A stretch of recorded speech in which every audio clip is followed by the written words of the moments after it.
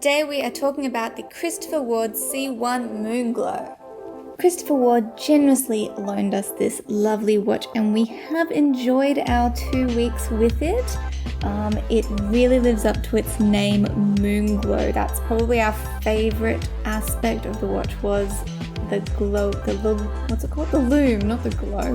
The lume really shone out incredibly well, as you can probably see from the videos that are playing right now.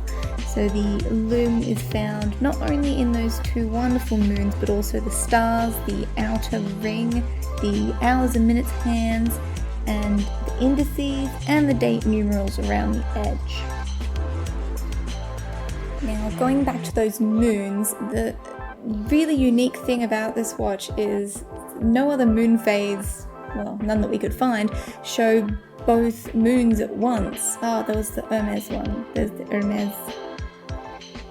I can't remember what it's called exactly, but apart from that, it's a very unique thing to find you're able to see both moons at once. Usually it's just the one peeping through a tiny little window somewhere. But this really brings the moon to the forefront of your attention. It's great. So this watch is powered by a Sellita SW200 movement, but Christopher Ward has added an in-house module on the top for the moon phase complication.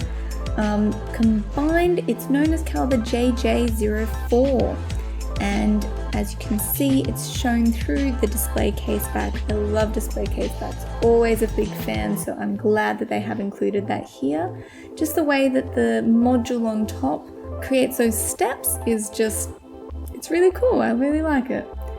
So the entire dial of the watch is black and white except for the 2 red elements that contrast with it, the red tip of the seconds hand and the date marker in the outer ring. Just that nice pop of red, it's just really nice. I really like it. If you do want to know more about the Christopher Ward C1 Moonglow and see what we thought during our hands-on, head to the link in our description. Thanks for watching.